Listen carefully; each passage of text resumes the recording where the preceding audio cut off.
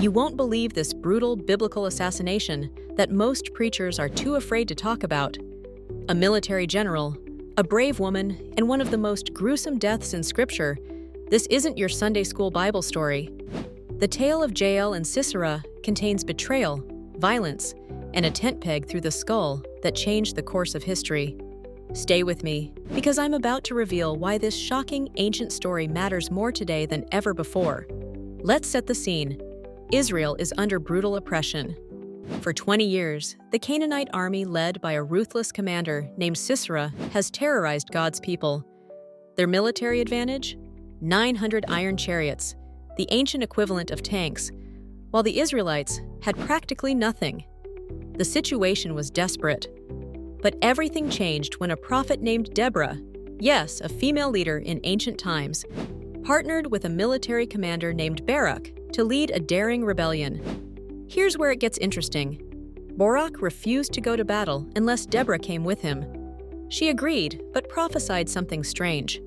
The road on which you are going will not lead to your glory, for the Lord will sell Sisera into the hand of a woman. Now, you're probably thinking this woman would be Deborah herself, right? That's what makes this story so unexpected. Against all odds, Deborah and Barak's forces defeat Sisera's army. But Sisera himself escapes on foot and flees to what he believes is safety, the tent of a woman named Jael, whose husband had peaceful relations with Sisera's king. He thought he'd found sanctuary. This is where the story takes a turn that would make even modern thriller writers uncomfortable. Jael welcomes Sisera into her tent with apparent hospitality. "Turn aside, my lord. Turn aside to me. Do not be afraid," she tells him. She gives him milk to drink when he asks for water, covers him with a blanket, and promises to protect him when he asks her to stand guard. But many viewers have messaged me asking, why would Sisera trust a woman he barely knew? Here's the crucial context.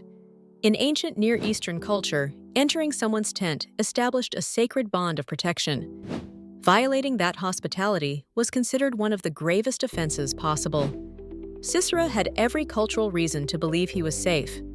Exhausted from battle and lulled into security, Sisera falls into a deep sleep. This is when Jael makes her move, and I have to warn you, this gets graphic. She takes a tent peg, not a small nail, but a substantial wooden stake, and a hammer. While Sisera sleeps, she drives the peg through his temple with such force that it pins his head to the ground. Some of you are probably wondering, isn't this just glorified violence? Why would God approve of this? That's a fair question. The biblical text doesn't explicitly say God commanded Jael's action. However, in the victory song that follows, Deborah praises Jael as most blessed of women. The text portrays her as an unexpected hero who helped deliver Israel from oppression. Now, let's talk about what's often overlooked. Jael wasn't an Israelite warrior or prophet. She was from the Kenite people, outsiders to the covenant. Yet she became instrumental in God's plan of deliverance. This challenges us to reconsider who God might use in unexpected ways today. I know some of you are thinking, this is just another violent Old Testament story with no relevance to modern life. But here's why you should care. This story dramatically subverts ancient expectations. In a patriarchal society where women had limited power, God repeatedly uses women as key agents in this narrative. Deborah judges Israel. Jael defeats the enemy commander. These women didn't just participate in God's plan, they led it. Think about it. The mighty general with his iron chariots is defeated not in glorious battle, but in his sleep by a civilian woman with a tent peg. This story reminds us that God often works through unexpected people using unlikely methods.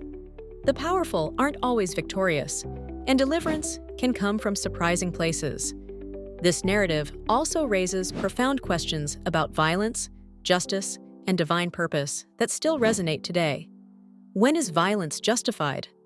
How do we reconcile these brutal biblical stories with calls for peace? These aren't simple questions, but wrestling with them deepens our understanding. What fascinates me most about this story is how it foreshadows later biblical themes. Centuries before David and Goliath, we see God using the seemingly weak to overcome the strong.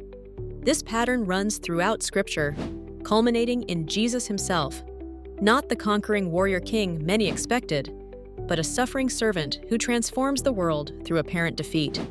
If you've stayed with me this far, you're clearly someone who wants to go deeper than surface-level readings of Scripture. That's exactly what this channel is about, exploring the complex, challenging, sometimes uncomfortable stories that reveal the depth and richness of the biblical narrative. Before you go, I'm curious, what other overlooked biblical stories would you like me to explore next? Drop your suggestions in the comments below. If you found this interpretation thought-provoking, hit that like button and subscribe to join our growing community of people who aren't afraid to wrestle with the full complexity of Scripture. And check out my video on Ehud the Left-Handed Assassin for another biblical story that rarely makes it to the pulpit. Until next time, keep questioning, keep exploring, and keep seeking truth wherever it leads.